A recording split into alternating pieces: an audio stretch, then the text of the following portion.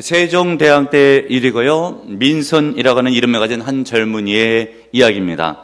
그의 친어머니는 세상을 일찍 떠나갔고, 그래서 아버지가 재혼을 했는데 계모가 들어왔어요. 그런데 계모가 자기가 낳았던 두 아들을 데리고 들어왔죠. 차별하는 거예요. 자기가 낳은 자식들은 그렇게 잘 대해주고, 그리고 들어가서 있었던 자식은 그렇게 홀대하는 거예요. 그래서 엄동설한 추운 겨울날이 되어도 자기가 낳았던 그 자식들은 계모가 잘 챙겨가지고 따스한 옷을 입히고, 민선에게는 갈대를 집어넣은 옷을 입혔어요. 그러니까 얼마나 춥겠습니까? 어느 날 아버지가 이 모든 사실을 모르고 있다가 관청에 출타할 일이 있어가지고 아들에게 수레를 좀 몰게 하고 자신은 타고 가는데 아들이 막 추워서 떠는 모습이 보이는 거예요. 그래서 아들아, 좀 추우냐? 예, 좀 춥습니다. 이리 와봐라 라고 하면서 아버지가 옷을 살펴보았더니 갈대를 넣은 옷을 입힌 거예요. 그래서 괘씸했다는 생각 가운데 집에 돌아가가지고 계모 보고 하는 얘기가 당장 집에서 나가라고. 그때 민선이 지혜로웠어요. 아버지, 만약에 어머니를 쫓아내면 세 아들이 다 추워서 벌벌 떨게 될 거라고. 어머니가 계시면 나 하나 주면 된다고. 이렇게 지혜로운 말을 해서 계모가 그때 회개를 하고 다시 집안 가운데 민수를 잘 돌보면서 훌륭한 어머니가 되었다라고 하는 그런 일화가 전해져 내려오고 있습니다. 여러분, 이 이야기에 주는 교훈이 있어요. 무엇이겠습니까? 계모라 할지라도 어머니가 있는 것이 중요하고, 가정이라고 하는 것은 우리의 울타리가 되어준다라고 하는 것이에요. 선조들의 지혜로운 그런 일화가 지금까지 전해 내려오는 것을 보게 되면 가정의 중요성, 그리고 가족의 중요성이 얼마나 대단한 것을 깨달을 수가 있겠습니다. 그러므로 여러분, 우리가 어떤 문제가 있을 때는 가정이라고 하는 사랑의 용광로 안에 들어가게 되면 다 여기서 녹아져 내리고요, 상처도 치유받고요, 은혜 충만한 생활을 할 수가 있습니다. 여러분, 어렸을 때 경험이 좀 있으실 것이에요. 요즘은 뭐 의학이 많이 발달하고 약국에 가면 약품도 많지만 우리 어렸을 때는 그렇게 약을 구하기 쉬운 시대는 아니었어요. 그래서 배 아파본 경험이 있는 우리 장년들을 보게 되면 어떤 일이 있습니까? 그때 어머니가 품에 안고 배를 손으로 쓰다듬으시죠. 그리고 엄마 손은 약손이다, 엄마 손은 약손이다 하고 몇 번 쓰다듬으면 스르르 나아요. 무엇이겠습니까? 엄마의 사랑이 치유의 효과를 발생시켜서 가정이라고 하는 것이 그렇게 따스한 장소고 우리를 치유할 수 있는 그런 장소가 된다라고 하는 것이에요. 깨닫는 여러분들 되시길 바랍니다. 여러분, 혹시 우리 어린 시절에 보게 되면 이 잡는 가족 이야기가 있는데 아시는 분들은 아실 거고 젊은 세대는 모를 거예요. 지금은 뭐 다 여러 가지로 깨끗하고 청결한 그런 시대가 되었지만 우리 어린 시절에 학교 다닐 때 보게 되면 그때는 초등학교라고 부를 때가 아니고 국민학교라고 다닐 때고, 담임 목사도 국민학교를 졸업했어요. 국민학교 다닐 때는 머리 두 발에 이가 있나 없나 검사를 합니다. 그리고 손톱에 때 꼈나 안 꼈나 검사를 하고요, 회충약 변을 검사해서 나눠주기도 하고, 또 심지어 발에서 냄새나나 그런 검사까지 했던 시절이 있었어요. 담임 목사가 그런 시절에 국민학교를 다녔어요. 그런 시절에 있게 되면은 가족들이요, 이 볕이 좋은 날이 있으면 그냥 뺑 둘러 앉아요. 그리고 옷을 벗고 하는 일이 있어요. 이를 잡아요. 그래서 이를 잡을 때 보면 툭툭 터져요.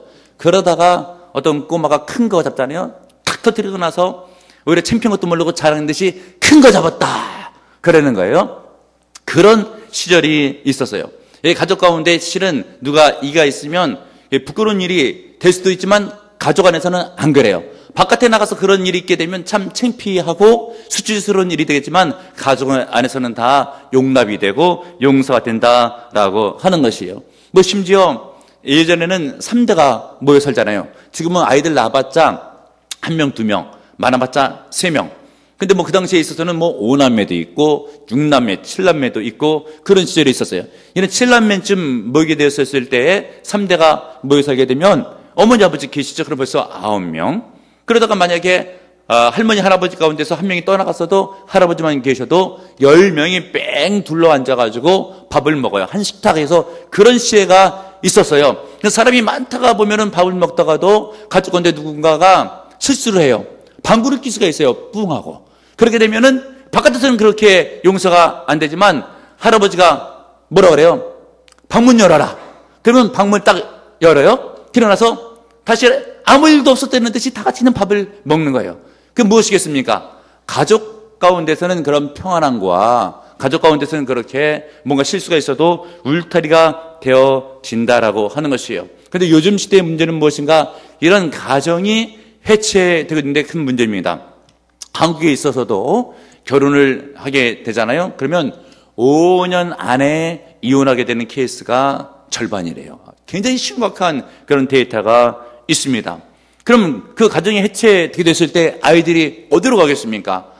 여기저기 거리를 방황하다가 그렇게 불량배로 전락할 수가 있고 남한테 피해를 줄 뿐 아니라 자기 인생도 망치게 되는 그런 일이 있잖아요. 그래서 여러분, 이 가정이라고 하는 울타리는 잘 보호돼야 되는 거예요. 성경에서도 그걸 강조하고 있는데 이 가정을 해치게 되는 영적인 존재가 있어요. 사탄 마귀. 여러분, 아가서 성경 2장 15절에 이런 기록이 있습니다. 우리를 위하여 여우 곧 포도원을 허는 작은 여우를 잡으라. 우리의 포도원에 꽃이 피었음이니라 라고 되어 있죠. 이 포도원은 가정을 상징하고 여우는 사탄을 상징하게 되어 있는 거예요. 그러니까 팔레스타인 지방에 가보게 되면 과거 시절에 있어서는 여우가 많았습니다. 그래서 서사기 성경을 보게 되면 삼손이 여우를 잡아다가 블레셋에 대한 논밭을 태우기 위해서 꼴에다 횃불 달라가지고 300마리 풀어놓게 되니까 농작물 다 태워먹잖아요. 여우가 막 내려와가지고 포도원을 해치고 이런 일들이 흔하게 있었기 때문에 포도원을 허는 여우를 잡으라라고 되어 있지만 실은 이것이 영적인 의미가 있어서 포도원은 가정을 상징하고 그것을 허는 여우는 사탄을 상징하는 거예요. 요즘 시대에 있어서도 가정을 해체시키는 사단이 있습니다. 깨달아 알으셔야 돼요. 그럼 우리가 그런 세력 가운데서 가정을 보호해야 돼요.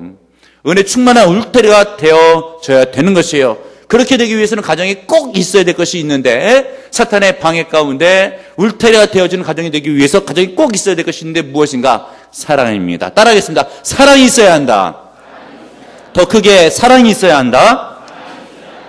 여러분, 요즘 현대시대 가운데 집안에 예를 들면 뭐 차가 없어요. 웬만한 집들은 차 한 대씩은 다 있죠. 먹거리가 없어요. 먹을 것들 다 있죠. 그런데 사랑이 결여됐어요. 오늘 성경 본문을 보게 되면 잠언 성경에 있는 말씀 15장 17절에 보면 채소를 먹으며 서로 사랑하는 것이 살찐 소를 먹으며 서로 미워하는 것보다 나으니라 라고 되어 있죠. 무슨 말이겠습니까? 가정에 있어서는 실은 김치 쪼가리만 먹다 할지라도 사랑하는 마음으로 먹으면 행복한데 고기 반찬 갖다 놓고 밥상에서 싸우게 되면 그것은 의뢰가 되지 못하고 차라리 풀을 뜯어 먹는 게 더 행복하다. 그런 말씀이 잠언 성경에 있는 오늘 본문에 있는 말씀이에요. 여러분, 서로 사랑하시는 은혜가 있길 바랍니다.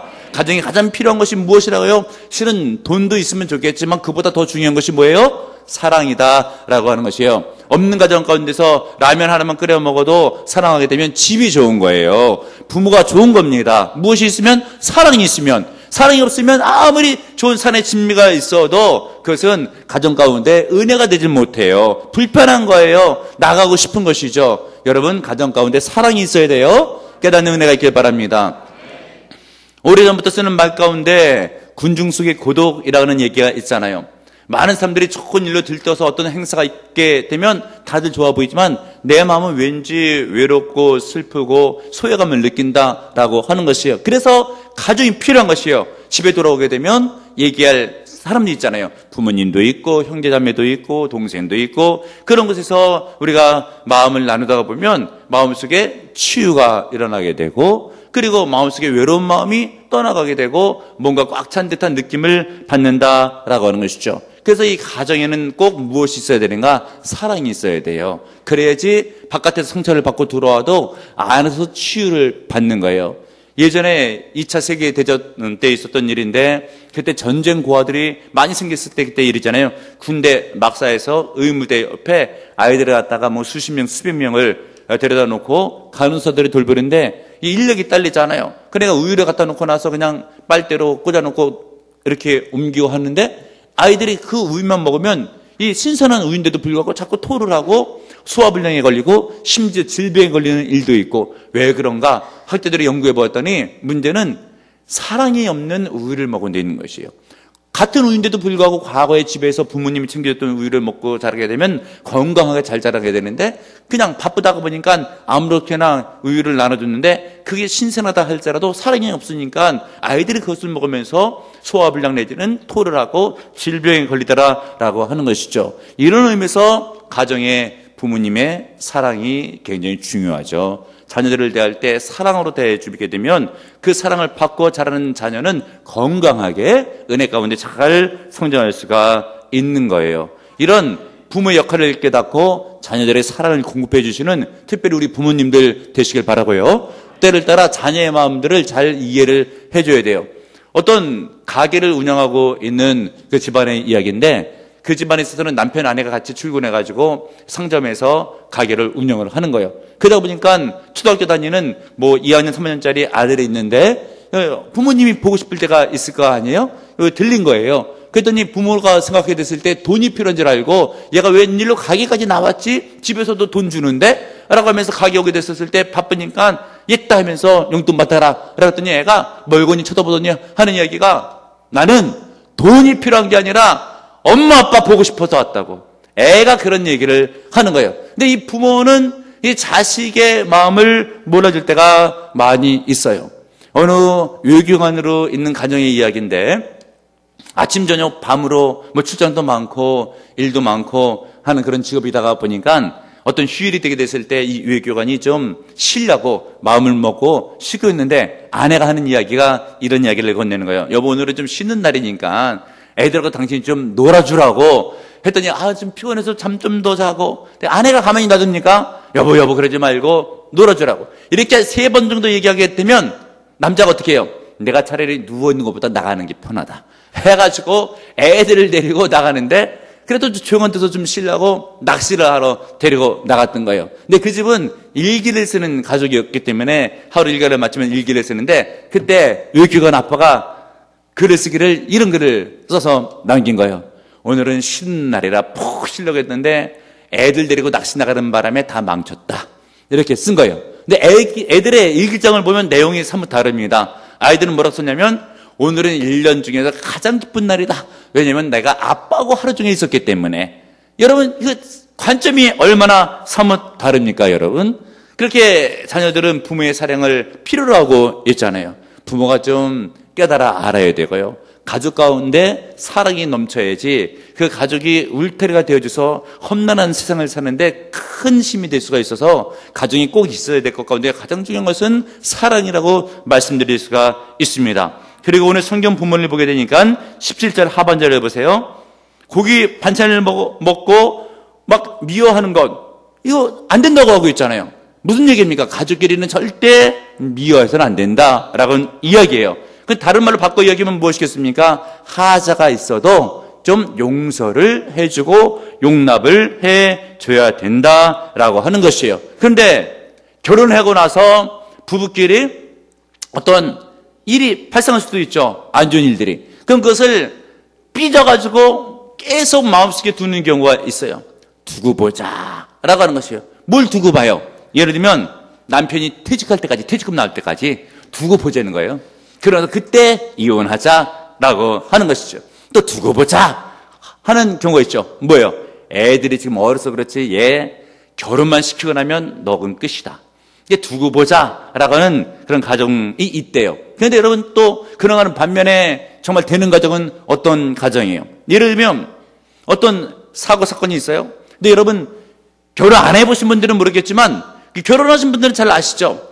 어느 일이 발생했을 때, 부부싸움을 하게 됐을 때 대사건 때문에 싸우는 것이 아니라 별거 아닌 것 같은 일들로 많이 싸움이 일어나잖아. 예를 들면은 남편이 아내에게 여보 목마른데 물 한 잔 갖다 와줘. 그러면 나도 바쁘니까 자기 갖다 먹어. 했더니 아니 좀 물 좀 갖다 대는데 그걸 좀 못 갖다 줘서 그래. 그러면 아내가 하는 이야기가 당신은 손이 없어 발이 없어. 이렇게 시작되면서 이 싸움이 대판 싸움 나죠. 그러면서 사니 안 사니 막 그렇게 되는데, 되는 집안은 뭐예요? 그렇게 싸우고 나도 다음날 아무 일이 없었던 것처럼 그냥 또 살그럽게 대하는 거예요.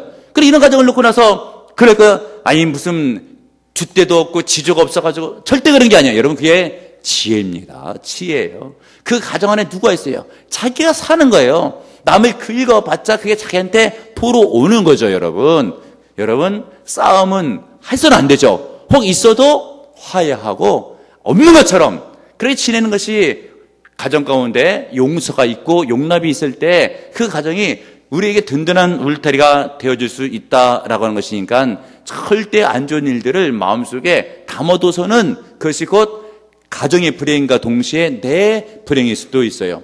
여러분 예전에 장수 프로그램 가운데 할머니 할아버지들 나와서 이런 프로그램 있잖아요. 사회자가 어떤 단어를 주면 그것을 할아버지만 보고 할머니를 보지 않다가 설명을 하면 할머니가 맞히게 되는 그런 게임들. 그러면서 이제 할아버지가 그 문제를 딱 봤어요. 설명을 하는 거예요. 쉽게 설명하고 있잖아. 당신하고 나 사이 뭐라고 그래? 사실은 내자 천생연분이라고 하는 단어가 딱 나왔는데 할머니가 얘기하기를 왼수 그거 말고 내자로 평생 왼수. 근데 왜 그런 답이 나오느냐라고 하냐면 할머니가 그 할아버지에 대해서 마음속에 품고 있는 게 있는 거예요. 두고 보자 라고 일을 가는 게 있기 때문에 너는 내 왼수다. 그러다가 갑자기 문제가 나오다 보니까 답한다고 속에 있는 게 자기도 모르게 불쑥 튀어나오는 것이죠. 근데 성경을 보게 되면 복음서 말씀에 우리 예수님께서 베드로에게 뭐라 말씀하셨습니까? 베드로가 질문하기를 예수님 우리가 형제가 죄를 지면 몇 번이나 용서하면 될까요? 7번이면 족하겠습니까? 라고 할 때에 7번 갖고는 되질 않는다. 70번씩 7번이라도 용서해야 된다. 그럼 490번이에요. 미련하게 세선 될 게 아니고요. 끝도 한도 없이 계속 용서해 주라고 하는 예수님의 말씀인 것이에요. 그런데 용서를 하지 않으면 어떻게 되는가? 마태복음 18장 35절 너희가 각각 마음으로부터 형제를 용서하지 아니하면 하늘에 계신 아버지께서도 너희에게 이와 같이 하시리라 라고 되어 있어서 여러분 하나님도 나를 용서하지 않는데요. 인생 살다가 보면 하나님 앞에 영적으로 잘못하거나 실수하거나 죄질 때가 왜 없겠어요? 그러니까 여러분 우리가 상대방을 용서를 해야 된다니까요. 그렇지 않으면 하나님께서 나도 용서해 주지를 않는다라고 하는 것이에요.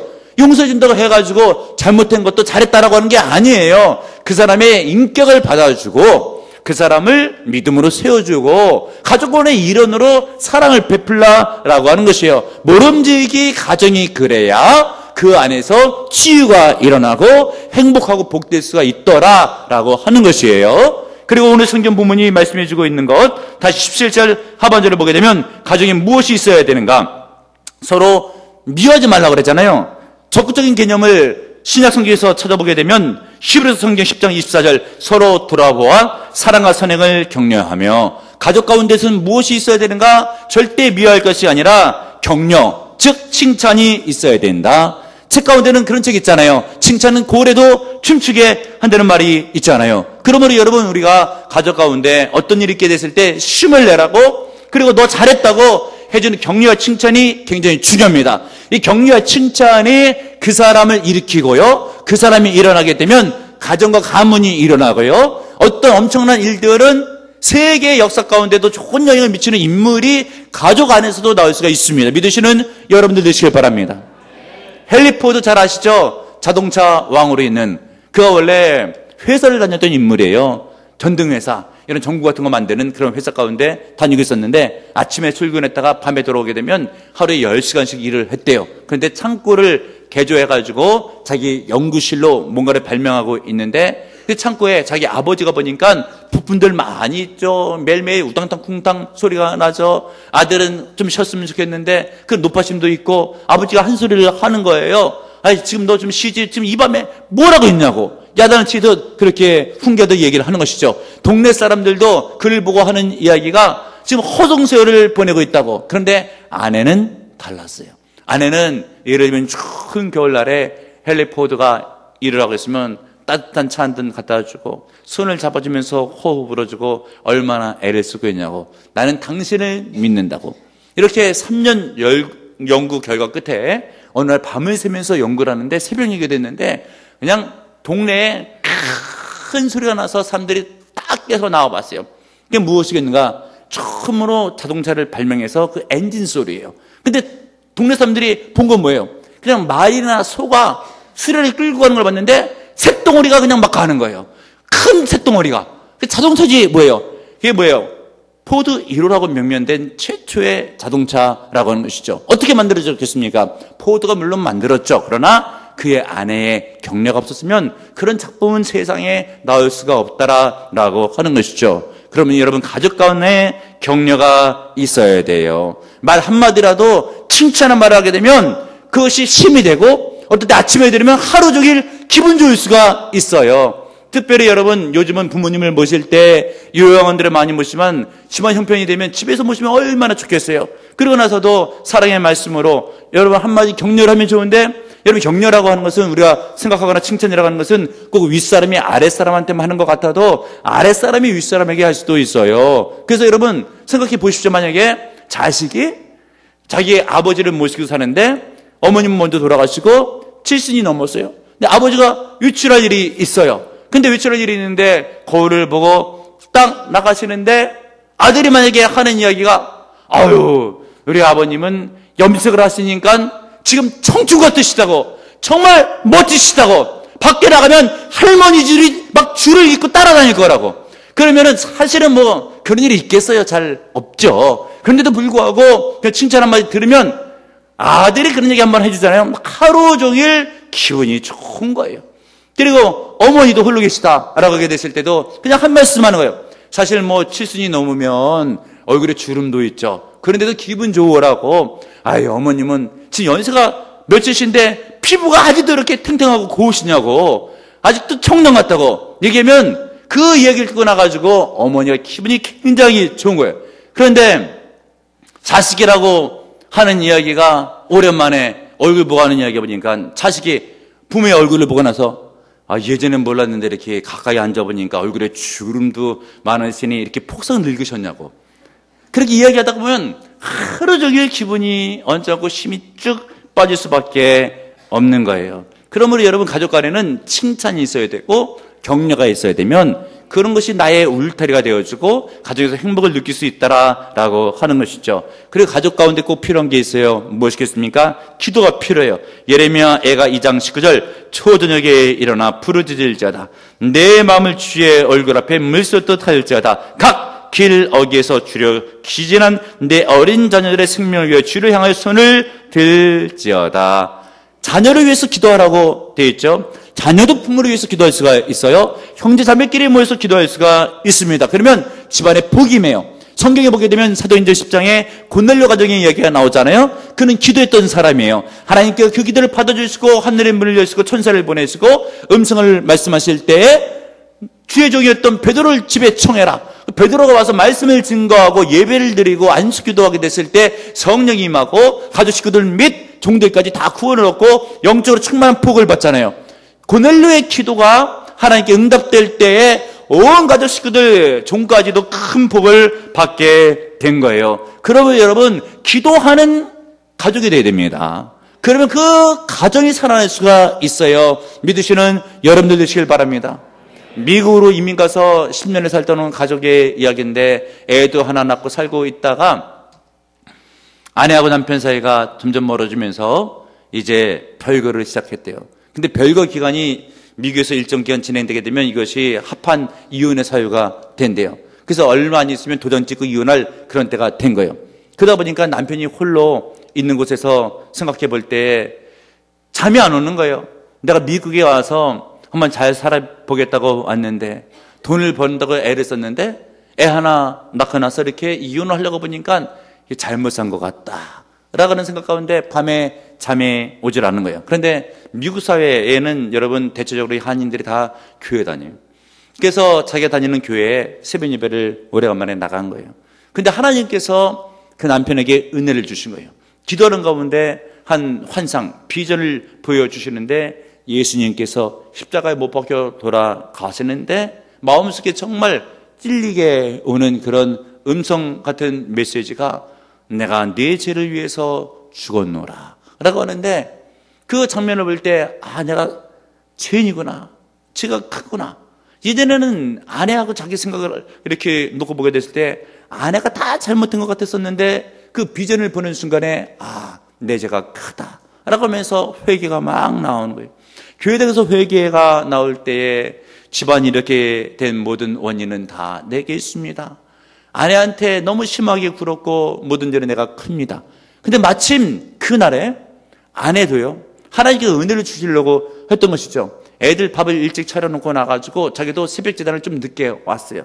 그러다 보니까 어느 한 남편인데 남자인데 맨 처음에는 별거였으니까 그냥 남자로만 보였겠죠. 근데 목소리가 익숙한 거예요. 가만히 들어보니까 자기 남편인데 회개의 내용이 아내한테 크게 잘못했다고 막 그런 회개 기도를 하고 있는 것을 아내가 옆에서 자기도 모르게 지켜보게 된 거죠.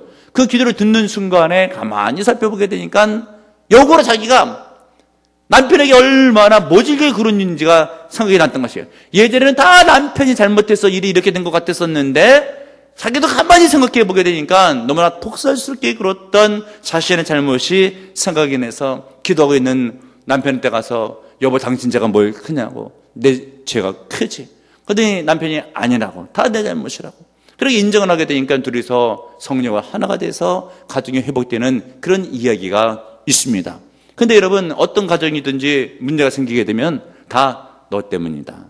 일 다 너 때문이야. 그 사람은 또 뭐라 그래요? 아니야. 너 때문이야. 그러면 칼라스게 되는 일까지 발생하게 되지만 실질적으로 은혜 받는 가정이나 되는 가정을 보게 되면 남의 잘못은 잘 보이질 않고 내 죄는 크게 보여요. 은혜 받는 사람들은 꼭 그렇습니다, 여러분. 교회에서도 마찬가지예요. 은혜 제대로 받아봐요. 자기가 늘 부족하고 더 잘해야 되겠다. 이런 생각이 드는데 은혜를 안 받아보게 되면 뭐가 잘못됐다, 뭐 교회가 잘못됐다, 목사가 잘못됐다, 부서가 잘못됐다, 구역이 잘못됐다. 은혜를 안 받아서 그래요, 여러분. 은혜를 받아보게 되면 다 내가 부족하고 내가 연약하고 내가 잘못됐고 예수 그리스도 십자가 앞에서는 할 말이 없고 주여 나의 잘못입니다. 이렇게 은혜를 받으면 집안 식구들이 이렇게 은혜를 받아봐요. 집안 잘 됩니다, 여러분. 은혜가 넘칩니다, 여러분. 지금 가정이 이혼율이 높고 해체되는 그런 확률이 얼마나 많은 이런 사회 가운데서 우리가 살아가고 있습니까? 그러나 부활합전의 가정들은 하나님께서 복을 주시는 가정들 되시고요. 오늘 주신 말씀처럼 가정이 있어야 될 것 같고 사랑이 넘치는 그런 가정들 되시고요. 꼭 어떻게 잘하는 일만 있겠습니까? 하자가 있어도 용납하고 용서하고 잘하는 일 있으면 격려하고 힘을 주고 때를 따라 기도하심으로 하나님의 은혜가 충만한 보라비전의 가정들이 다 되시길 주님의 이름으로 축복합니다. 주님 감사합니다. 오늘도 주의 말씀 듣게 하시니 감사드립니다. 주여 우리들의 가정이 복되어야 되겠습니다. 하나님께서 세우신 가정이요 하나님께서 주신 가정인데 사탄 마귀는 이것을 해체하고 허물러가 얼마나 애를 쓰고 있겠습니까? 주여 성령이 충만한 가정 되게 하시고 사탄 마귀는 물러가며 떠나가게 하시고 은혜 넘치는 가정으로 주여 회복되게 도와주시며 문제 있는 가정마다 치유받게 하시고 은혜 받게 하시고 성령이 충만하게 하시고 하나님의 복을 받는 복된 가정 되게 도와주시옵소서. 서로 사랑하게 하소서, 용서하게 하소서, 용납하게 하소서, 격려하게 하소서, 칭찬하게 하소서, 예배가 있게 하시고 기도가 넘치게 하심으로 가정마다 잘되게 하시고 은혜 충만하게 하옵소서. 축복하며 예수님의 이름으로 기도합나이다. 아멘.